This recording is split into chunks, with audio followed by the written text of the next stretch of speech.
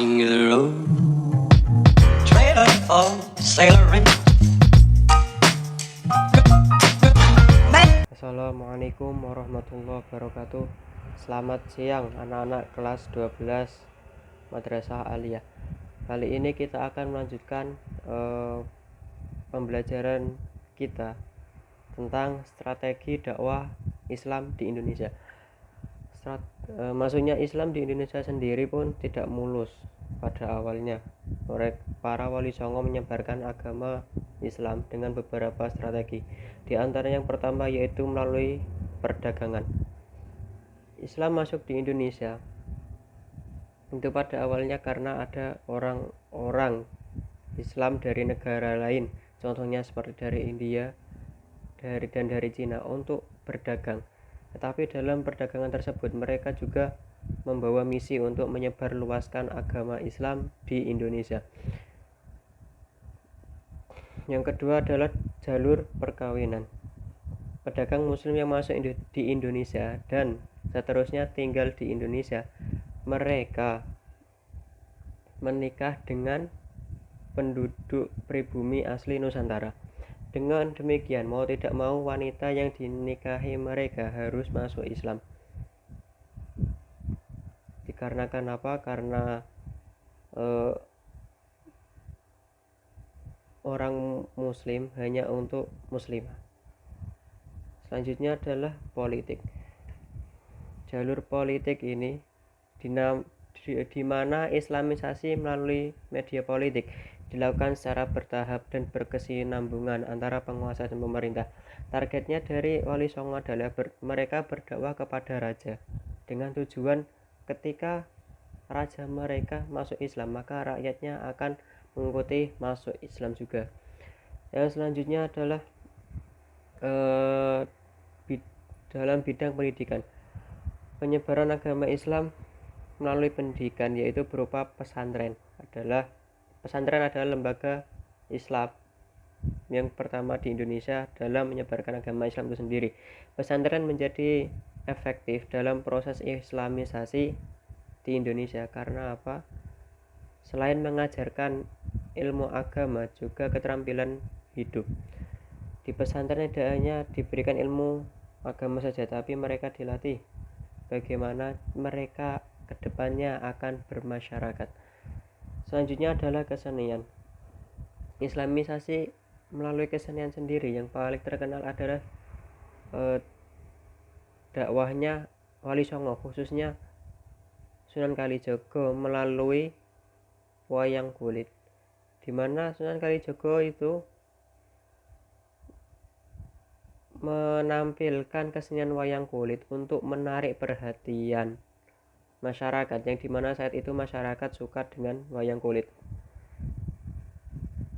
Selanjutnya adalah tasawuf. Para sufi mengajarkan ilmu tasawuf yang diramu dengan ajaran yang sudah dikenal oleh masyarakat Indonesia. Seorang sufi biasa dikenal dengan hidup dalam kesederhanaan. Masyarakat Nusantara zaman dahulu mereka hidup dengan sederhana, maka dinilai dengan tasawuf, maka seharusnya agama Islam bisa cocok di Indonesia. Banyak hal yang penting untuk diketahui mengapa agama Islam sangat berkembang pesat. Yang pertama adalah karena agama Islam bersifat terbuka, sehingga penyiaran agama Islam dapat dilakukan oleh setiap orang Islam. Agama Islam itu sangat terbuka. Bahkan pada zaman Nabi dulu, waktu Nabi dipersulit untuk hijrah ke Mekah, untuk menunaikan haji ke Mekah, maka Nabi merundingkan dengan kafir Quraisy adanya perjanjian Hudaybiyah, yang di mana salah satu isinya adalah kaum kafir Quraisy Mekah atau kaum kafir manapun, mereka bisa mendiskusikan Islam secara bebas tanpa ada paksaan ataupun ada yang menakut-nakutinya, sehingga pada akhirnya keimanan mereka memuncak dan mereka memeluk Islam. Dan ketika Fathul Makkah, maka mereka terang-terangan masuk Islam semua. Yang kedua, penyebaran agama Islam dilakukan secara damai. Di dalam penyebaran agama Islam yang dilakukan oleh Wali Songo khususnya di Nusantara. Mereka melakukan dengan cara damai, bukan dengan paksaan, bukan seperti pada penjajahan Belanda. Mereka menyebarkan agama Kristen dengan cara berperang dan menjajah. Yang ketiga, Islam tidak mengenal diskriminasi dan tidak membedakan kedudukan seorang dalam masyarakat. Dalam mata pandang Islam, semua orang itu sama. Yang membedakan adalah tingkat ketakwaan kepada Allah Subhanahu wa taala. Yang keempat, perayaan-perayaan dalam agama Islam dilakukan sederhana. Seperti yang kita ketahui, ketika kita merayakan Maulid Nabi, contohnya di musola-musola atau masjid-masjid, itu dilakukan dengan cara sederhana. Dan kalau ada yang memberi kayak seperti jajan atau makanan lah, itu dilakukan dengan seadanya dan semampunya.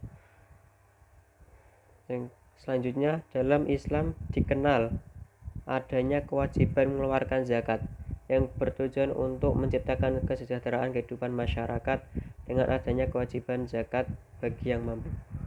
Kewajiban zakat ini juga bisa diterapkan untuk salah satu solusi mengentaskan kemiskinan. Karena apa? Ya karena zakat itu membantu orang yang kesusahan. Demikian pembelajaran pada siang hari ini. Jika ada salah dari Pak Guru, maka Pak Guru minta maaf. Mari kita akhiri pembelajaran pada siang hari ini dengan ucapan Alhamdulillahirabbil alamin. Sekian dari Bapak Guru. Assalamualaikum warahmatullahi wabarakatuh.